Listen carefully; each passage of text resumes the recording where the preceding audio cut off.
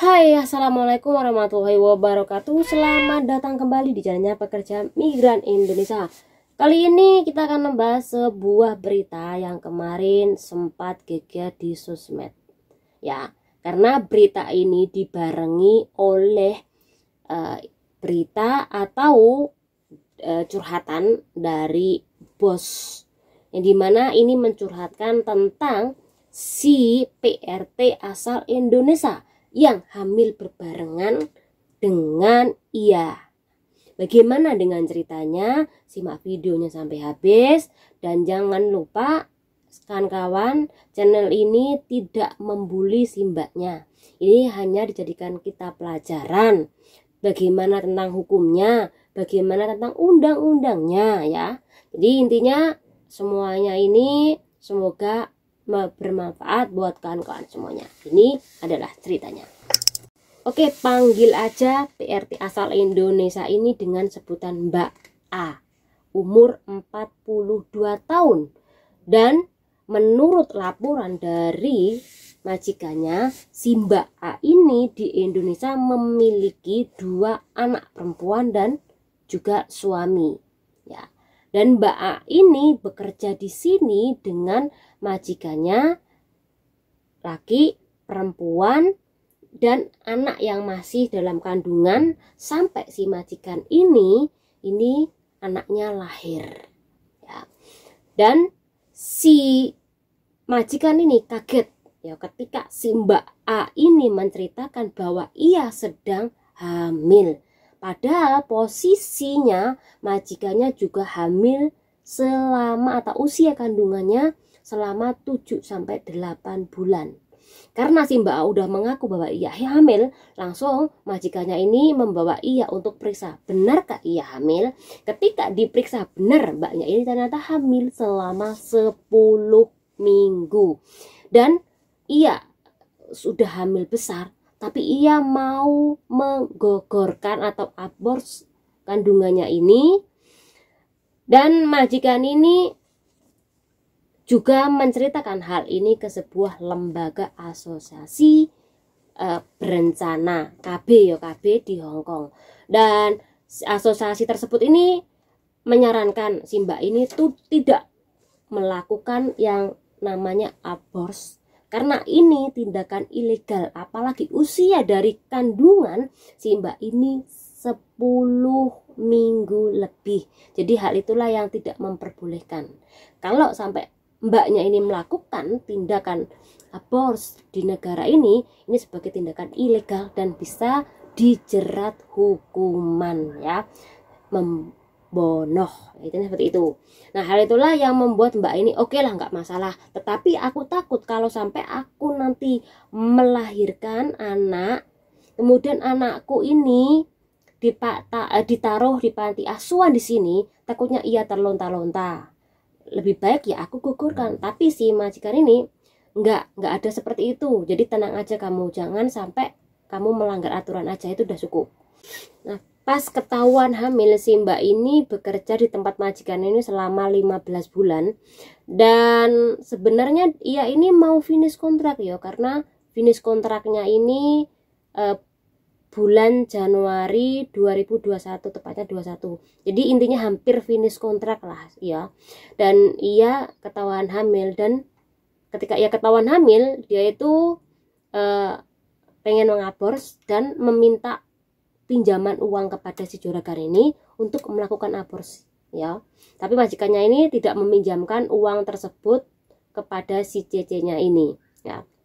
Nah, sejak awal si majikan ini curiga bahwa si mbak ini memiliki pacar di sini, dan akhirnya ketahuan ya. Dan mbaknya ini jujur kalau ia memiliki pacar yang berkewarganegaraan Thailand sana ya.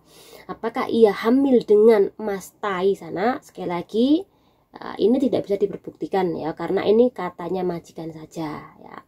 Oke, kita kembali lagi. Nah, selepas si mbak ini tidak menggugurkan, akhirnya ia itu bekerja sambil hamil. sampai usia kandungannya ia besar dan ia meminta cuti ke Indonesia dan majikan memberikan cuti selama 2 bulan ya.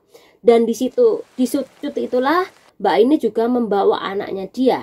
Tetapi ia tidak memberikan anak tersebut ini kepada suaminya atau keluarganya ia. Jadi ia hanya sembunyi-sembunyi memberikan ke salah satu keluarga perempuannya saja, agar laki-lakinya ini tidak tahu menahu soal kehamilan si mbaknya. Dan disitulah yang membuat ketakutan si majikan ini sebenarnya ya, aku pengen memutuskan untuk kerja si anak ini atau PRT ini, tetapi aku juga dalam keadaan hamil, apalagi usia kandungku ini selama 7-8 bulan. Oke, nggak masalah lah, dia tetap tak pekerjakan sampai aku melahirkan.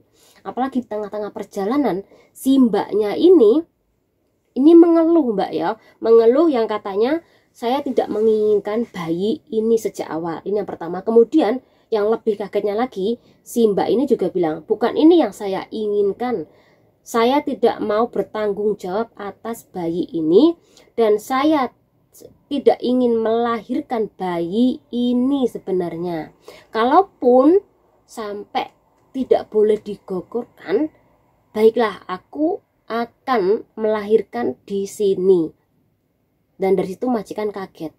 Takutnya nanti si mbak ini melarikan diri dan ia meninggalkan bayinya di situ. Terus gimana nantinya ya?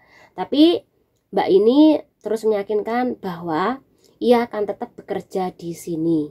Walaupun majikan mau memutuskan kontrak kerja dan memberikan uangnya atau gajinya semuanya ini sampai ia finish kontrak, tapi tetap mbak ini tidak mau karena ia pengen melahirkan di sini, ya. Oke. Jadi di dalam hal ini majikan tambah bingung lagi ya. Aduh, bagaimana ini? Tapi oke lah, kalau ia mau bekerja, oke, tak kasih karena majikan juga kasihan sampai ia finish kontrak. Selepas ia finish kontrak, nah ia pamit sama si majikan, dia pengen cuti dulu selama 2 bulan, mengembalikan anaknya di kampung. Ya, tadi udah aku bilang, dia kembali lagi di kampung dan memulai kontrak yang baru. Bulan kedua, saat ia menandatangani kontrak yang kedua, ini mbaknya agak kau-kaucan katanya majikannya. Pertama, males banget, nggak mau bersih-bersih. Ya, bersih-bersih pun itu harus disuruh dan gampang marahan. Yang pertama. Kemudian yang kedua, ini sering banget tidur siang, ya. Jadi malas kerjanya. Kemudian yang ketiga, mbak ini selalu masakan dia dulu. Contoh menggoreng ya, mie ikan milik si mbaknya nih. Yaitu memakai minyaknya dulu untuk menggoreng ikan. Kemudian menggoreng ikan milik majikannya. Jadi intinya majikan ini dikasih istilahnya adalah turan atau bekas ya dari penggorengan si mbaknya. Nah, yang terakhir ya yang majikan ini tidak disukai dari mbaknya ini adalah sejak kontrak kedua mbaknya ini kebanyakan main HP ya. Dan bahkan telinganya ini disumpeli earphone ya. Jadi hal itu yang membuat majikan itu tidak respon baik ya. Karena si mbak ini ya itu main HP lah, teleponan. Namun dalam poin ini menurut aku nggak masalah ketika mbaknya ini bekerja dengan baik. Tetapi juga harus tahu sikannya ya, harus tahu tempat ya. Jadi nggak masalah kalau main HP teleponan, tapi harus tahu tempat. Dan yang membuat aku heran, bosnya ini juga menceritakan ketika mbaknya ini bekerja lagi di kontrak kedua, ia ini meminta kepada juragan untuk sontek KB. Ojo ngomong oleh sampean hamilnya loh mbak, mesakno majikan 2 kali repot ya. Jadi pakai pengaman. Dan majikan nggak mempermasalahkan sebenarnya, tapi bagi dia aneh gitu ya. Dia ini melakukan hal ini bukan dengan suaminya dia, dan menurut aku memang hak asasi mbaknya ini kalau ia melakukan dengan siapapun, tetapi jangan sampai merugikan majikannya. Kalau mbaknya ini pengen sontek KB ya langsung aja sontek, kenapa harus bilang kepada majikan? Kadangkala kita ini pengen curhat, tetapi curhatan kita ini terlalu bodoh loh Mbak ya. Jadi usahakan kalau kamu ada apa-apa, ya udah kamu diem gitu loh. Jangan sampai awakmu ngomong sama majikan yang ini bisa membuat atau mempermalukan Anda sendiri ya. Kalau kamu mau KB, kalau kamu mau apapun, kamu punya pacar di sini, ini nih simpanan loh. Jangan sampai Anda itu curhat ke majikan ya. Ini bisa membuat reputasi buruk kepada Anda ya. Kejadian pertama ini sudah ada riwayat yang nggak baik, jangan sampai kedua lagi Anda punya riwayat yang nggak baik juga ya. Jadi kalau kita pun di sini majikan baik, sebaiknya kita juga menghargai. Oke, dari poin ini gimana sih tentang undang-undangnya? Simak videonya sampai habis. Oke, undang-undang kehamilan di negara ini tidak bakal aku jelaskan secara detail ya, karena channel ini dulu sudah pernah membahasnya. Tetapi saya hanya memberitahu bahwa majikan tersebut bisa memutuskan kontrak kerja terhadap PRT-nya yang sedang hamil ketika ia atau si PRT-nya ini melanggar aturan walaupun ia bekerja lebih dari 6 bulan. Ya, karena aturannya PRT yang bekerja lebih dari 6 bulan itu tidak boleh diputus kontrak ketika ia dalam keadaan hamil. Tetapi karena perilakunya nggak baik, sebenarnya ia bisa diputus kontrak. Tapi kita nggak tahu kenapa kok majikan memelihara atau memakai jasa mbaknya ini sampai 2 kontrak, ini yang kita nggak tahu. Jadi ini ada poin janggalnya juga.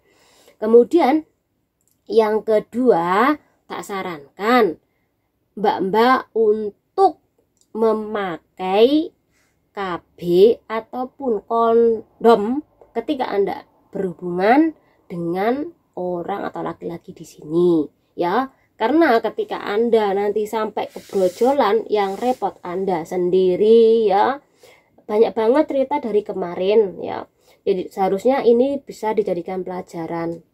Jadi nggak masalah kalau mbak-mbak ini memiliki pacar ya, karena pacar kalau memiliki pacar itu semangat kerja. Tetapi ya mbok harus dipikir secara matang, jangan sampai kebrojolan apalagi memiliki anak yang dimana ini bisa mempengaruhi pekerjaan Anda.